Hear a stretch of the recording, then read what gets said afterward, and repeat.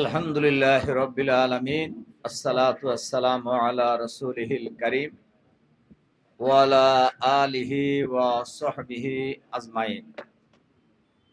বাংলাদেশ জামাত ইসলামী ঢাকা মহানগরীর দক্ষিণের উদ্যোগে ঐতিহাসিক জাতীয় বিপ্লব ও সংহতি দিবস উপলক্ষে আয়োজিত আজকের এই আলোচনা সভার জনাব সভাপতি, বাংলাদেশ জামাত ইসলামীর কেন্দ্রীয় নির্বাহী পরিষদের অন্যতম সদস্য, ঢাকা মহানগরী দক্ষিণের সংগ্রামী আমির, সংগ্রামী জননেতা জনাব নুরুল ইসলাম বুলবুল, আজকের এই ঐতিহাসিক দিবসের আলোচনা সভার সম্মানিত মাননীয় প্রধান অতিথি, বাংলাদেশ জামাত ইসলামীর সংগ্রামী নায়েবে আমির, সাবেক জাতীয় সংসদের সম্মানিত সদস্য জননেতা জনাব ডক্টর সৈয়দ আব্দুল্লাহ মোহাম্মদ তাহের, সঞ্চালক সহ নেতৃবৃন্দ, সম্মানিত সাংবাদিক বন্ধুগণ,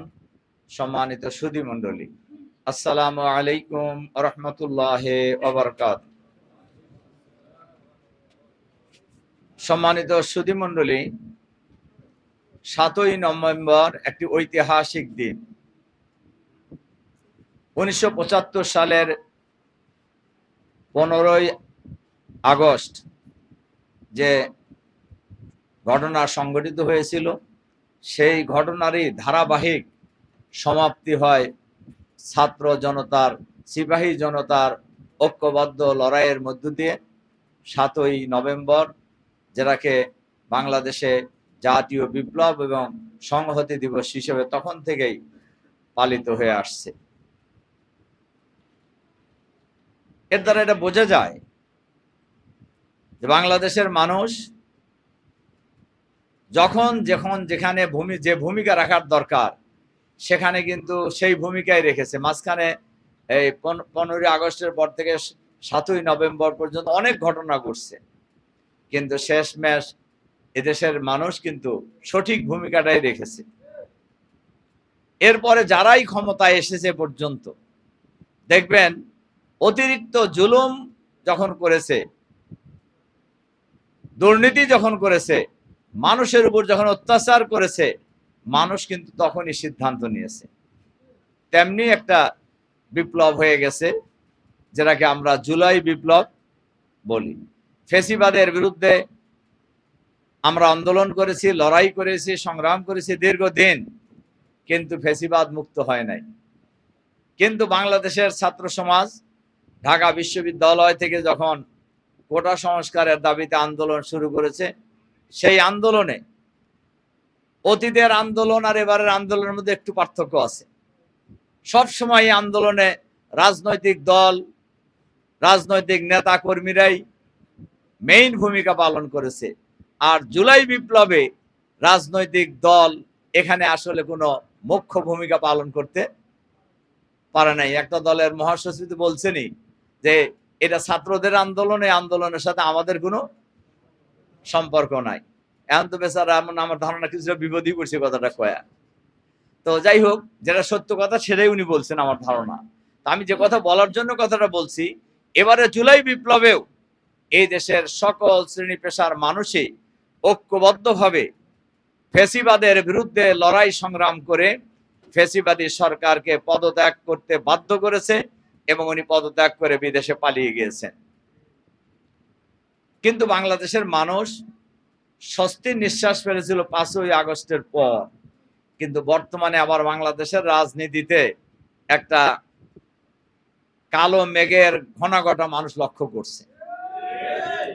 দেখা যাচ্ছে প্রায় 2000 মানুষের জীবন, প্রায় 40,000 মানুষ আহত এবং পুঙ্গত্বের মধ্য দিয়ে আমরা যে নতুন বাংলাদেশ পেয়েছি, স্বাভাবিকভাবেই এই বাংলাদেশে সবাই ওয়াদা করেছিলেন এবং আমাদের বর্তমান অন্তর্বর্তীকালীন সরকারের প্রধান উপদেষ্টা মাননীয় ইউনূস সাহেব, উনি জাতির কাছে ওয়াদা করেছিলেন সংবিধানের মৌলিক সংস্কার করবেন, একটি ঐতিহাসিক নির্বাচন জাতির কাছে উপহার দেবেন।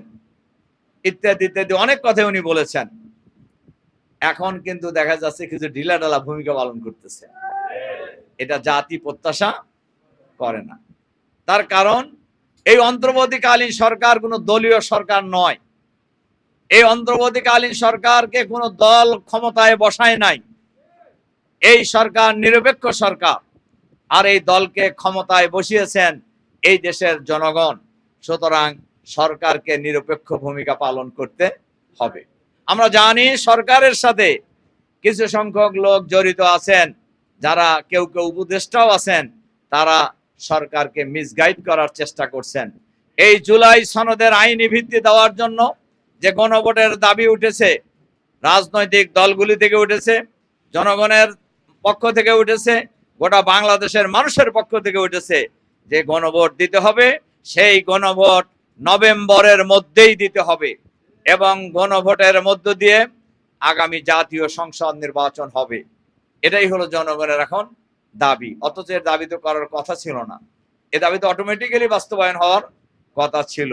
তবে আমরা বলবো এই দেশের মানুষের সাথে, এই জাতির সাথে যারাই সঠিক ভূমিকা পালন করতে পারেন নাই, জনগণ তাদেরকে প্রত্যাখ্যান করেছে।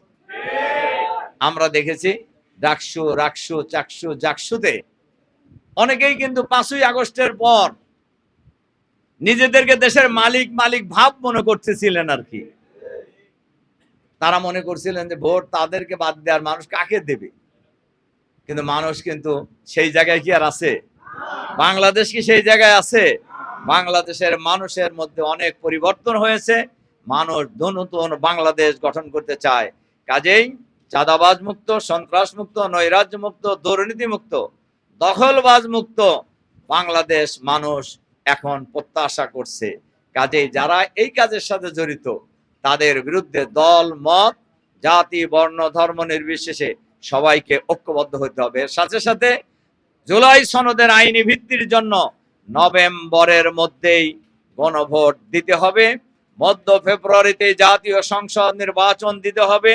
জনগণ যাকে ভোট দেয় তারাই সরকার পরিচালনা করবে। এই দেশ কারুর বাবার দেশ না, এই দেশ কোনো পরিবারেরও দেশ নয়, এই দেশ বাংলাদেশের 18 কোটি মানুষের দেশ।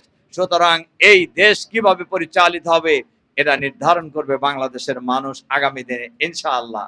আগামী দিনে গণভোট নভেম্বরের মধ্য দিয়েই হবে ইনশাআল্লাহ।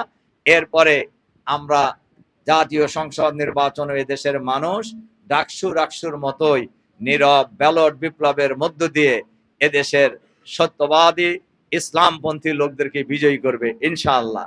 সেই প্রত্যাশা রেখে আপনাদের প্রতি আবারও আন্তরিক সালাম জানিয়ে আমার কথা শেষ করছি। আল্লাহ হাফেজ। আসসালামু আলাইকুম।